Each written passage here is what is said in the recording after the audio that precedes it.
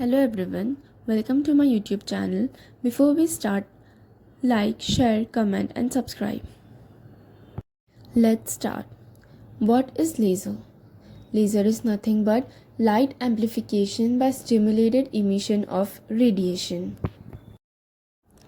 Lasers is of low intensity therapeutic application. The biological mechanism involved to get the beneficial effect of this modality is called laser photobiomodulation. Photobiomodulation. What is photobiomodulation? The name itself suggests. Photo is light, bio is biological, and modulation is to modulate. The laser used in physiotherapy is of low intensity and are only used for tissue healing or wound healing.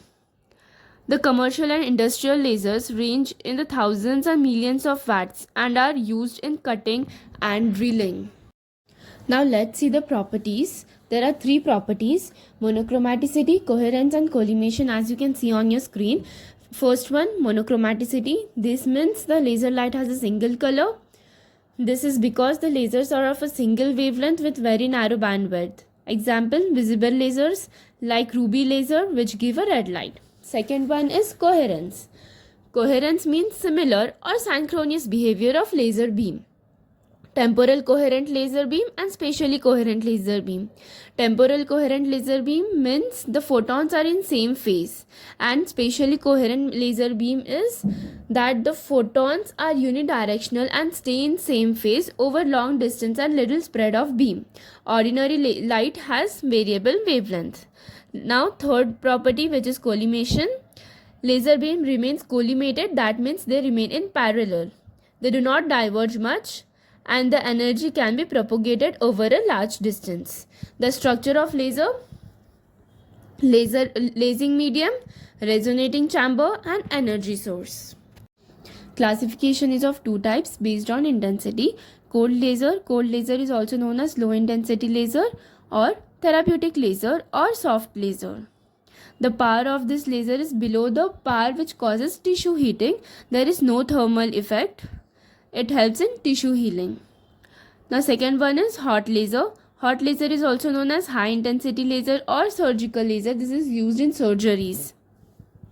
Here the average power is above the power which causes tissue heating. Produces thermal effect. Because hot lasers destroy tissues, they are not used for rehabilitation. Now let's see the production of laser. Laser is produced from the substances which are capable of producing laser rays on the basis of stimulated emission of radiation. Energy is applied to the lasing medium and atom absorbs energy. Atom cannot remain in an excited state for a long time and tries to seek its original state. To achieve its original state, atom exits back the absorbed energy. It is emitted spontaneously and termed as spontaneous emission. If spontaneous emission occurs, laser rays will not be emitted because the energy level required for laser production may not be obtained. Hence, when atom is in excited state and additional energy is applied, atom emits to excess of energy immediately. This emission is known as stimulated emission.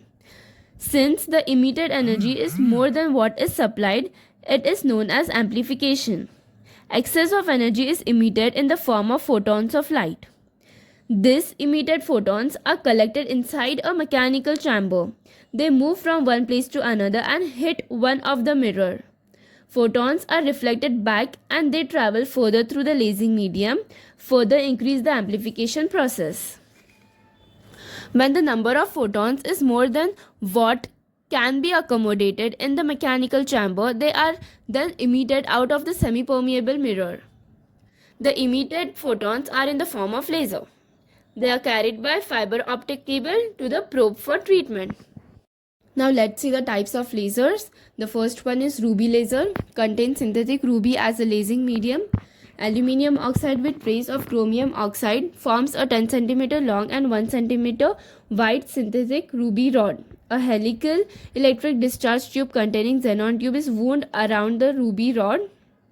Both the ends are made reflecting by silvering the surfaces, with one end as 100% reflective and other slightly less. The xenon tube is used to give intense flash of white light, which excites the ruby molecule and raises the electron to a higher energy level. Second one type is helium neon laser. Second type, and it consists of a mixture of helium and neon in a low pressure tube. This low pressure tube is surrounded by a flash gun level. Spontaneous emission photons are released. These photons reflect to and fro in the tube and colloid with the atoms of higher energy levels. Stimulated emission and release of similar photons. Intense beam of light emerges, which is red in color.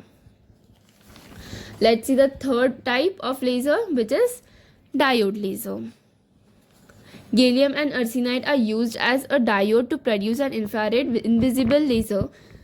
In these, with an external electric potential, positively charged holes are thrown from the p-type gallium aluminium arsenide layer into the active layer of gallium arsenide. The negatively charged electrons interact with the active layer and thus photon of light is released.